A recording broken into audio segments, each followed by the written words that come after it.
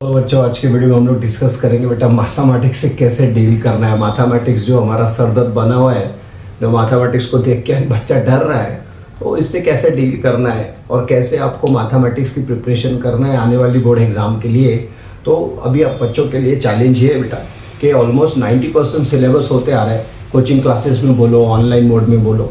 सो ये 90% सिलेबस होने के बाद में बच्चा एकदम डरा हुआ सा है अभी, और डरा हुए के साथ साथ उसको बहुत ज़्यादा कंफ्यूज है। उसके लिए अभी चैलेंज ही चैलेंज है। यहाँ से उसके लिए अब चैलेंज ही रहेंगे। नंबर 1 पहले तो उसको हिसाब से डील करना है। नंबर 2 उसको फिर इंटरव्यू एग्जाम की प्रिपरेशन करना है। सो बच्चा बड़ा कंफ्यूज है और ये सोचता है अब क्या करे, इतना सारा सिलेबस है, क्योंकि साल भर हम लोग पढ़ाई नहीं करते हैं। जनरली देखने में आता स्टेट बोर्ड के बच्चे जनरली 11th में तो कुछ भी नहीं पढ़ते, और 12th में भी वो क्लास में पूरे टाइम जब पढ़ाओ तो तब हमारा ऑब्जर्वेशन है, पर्सनल एक्सपीरियंस है, तो वो एक मस्ती के मूड में रहते हैं। उनको ये लगता है कि जैसे 10th में हमने कुछ भी करके आया था और हमको 90-80% आ गए, सो ऐसे ही 12th में आ जाएंगे। तो बेटा सबसे पहले आपको ये चीज़ ध्यान रखनी है कि 12th में आपको 90%, 95% ये नहीं आने वाले। ये बात एकदम क्लियर कर ले बच्चा। स्टेट बोर्ड के बच्चों को ये बात समझनी पड़ेगी बेटा। 10th क्लास का जो मैथ्स होता है और 12th का जो मैथ्स होता है वो टोटली डिफरेंट होता है। 10th में आपको एकदम बेसिक लेवल का मैथ्स होता है, लेकिन 12th में आपको ये हायर मैथमेटिक्स बोला जाता है बेटा। ये आपको डिग्री लेवल पे वर्क करेगा ये वाला मैथ्स। देखने में ये आता है कि बच्चे ने इसको ऐसे, उनको लगता है कि हम तो आराम से कर जाएंगे, जब एग्ज़ाम आएगी तो हम लोग इसकी पढ़ाई करके कैसे भी इसको सॉल्व कर लेंगे। सॉल्व तो कर लोगे बेटा, पास भी हो जाओगे, लेकिन आपको अच्छे परसेंटेज नहीं आएंगे। अब अच्छे परसेंटेज लाना है तो आपको करना क्या है? आपके लिए सबसे बड़ा चैलेंज है डिफरेंशिएशन। जब बच्चों को सिंपल फंक्शन का डेरिवेटिव दिया जाता है, फॉर एग्जांपल साइन एक्स, तो बोलते हैं सर कॉस एक्स, तो यहाँ तक तो उनका काम बराबर चलता है।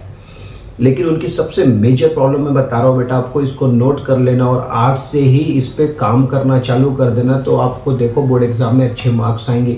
आपकी सबसे बड़ी प्रॉब्लम जो है वो है कंपोजिट। बस यहाँ से बच्चों को समझ ही नहीं आता, डिफरेंशिएशन समझ नहीं आता, देन इसके बाद में इंटीग्रेशन समझ नहीं आता बेटा, तो डिफरेंशियल इक्वेशन समझ में नहीं आता है। सो पेपर 2 तो आपका ऐसा ही चला जाता है पूरा, ना इंटीग्रेशन समझ में आता है, ना डेरिवेटिव, और उसके बाद में डिफरेंशियल इक्वेशन वो भी समझ नहीं आता है। सो आपके लिए सबसे बड़ा चैलेंज जो होता है वो एक ही फंक्शन है बेटा, वो है कंपोजिट फंक्शन। आपको कंपोजिट फंक्शन पे वर्क करना पड़ेगा। कंपोजिट फंक्शंस क्या होते हैं, उसका डेफिनेशन क्या है, आपके टेक्स्ट बुक में मेंशन किया है, तो इस पे आपको वर्क करना पड़ेगा। अब कंपोजिट फंक्शन बहुत सारे बच्चों को तो मालूम भी नहीं है कंपोजिट फंक्शन होता क्या है बेटा। सो देखो स्क्रीन पे थोड़ा समझाने की कोशिश करता हूँ। F of G of X, ये जो F of G of X है बेटा, इसको बोला जाता है कंपोजिट फंक्शन। इसका डेरिवेटिव लेते आना चाहिए आपको। दो फंक्शन के कॉम्बिनेशन को कंपोजिट फंक्शन बोला जाता है। एफ एक फंक्शन है और जी ऑफ एक्स दूसरा फंक्शन है, दोनों को कंबाइन कर दिया तो ये बनता है F of G of X. ठीक है, इसको बोला जाएगा कंपोजिट फंक्शन। ये एग्जांपल है, साइन लॉग एक्स है ना, कॉस रूट एक्स, इसके बाद में लॉग ऑफ साइन एक्स ले लो, जो भी लेना है आपको। दो फंक्शन को आपको कंबाइन करना है, दैट इज कंपोजिट फंक्शन। अब इसका डेरिवेटिव कैसे लेना है आपको? इसका डेरिवेटिव लेना है बेटा बहुत सिंपल है। डेरिवेटिव ऑफ आउटर फंक्शन, ये जनरल रूल है इसका।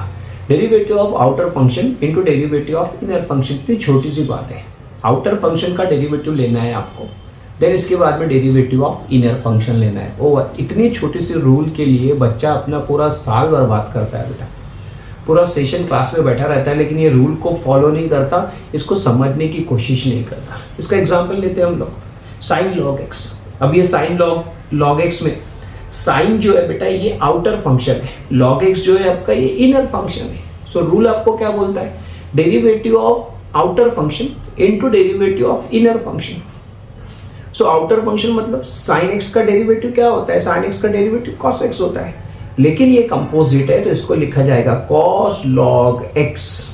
क्या लिखा जाएगा? Cos log x into derivative of log x, and derivative of log x is always 1/x। सो इसका फाइनल आंसर जो आएगा बेटा ये आएगा cos log x upon x over.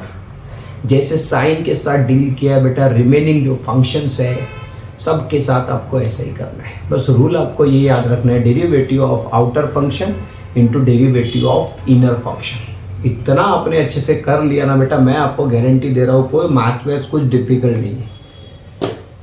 यही पॉइंट आपके लिए सरदर्द बना हुआ है। सो आज ही से आप इस पे काम करना चालू करोगे। आने वाले वीडियोस में मैं इस पे क्वेश्चंस भी लेने वाला हूँ बेटा, कंपोजिट फंक्शन को कैसे सॉल्व किया जाता है। कंपोजिट फंक्शन अगर आपका अच्छा हो जाए ना तो आपको इंटीग्रेशन भी समझ में आएगा बेटा, इंटीग्रेशन में भी कोई प्रॉब्लम नहीं जाएगा। ठीक है। सो अगर आपको आज का वीडियो समझ आएगा बेटा तो ज़रूर से इसको लाइक करें और चैनल को भी सब्सक्राइब करें। See you next video, till then bye.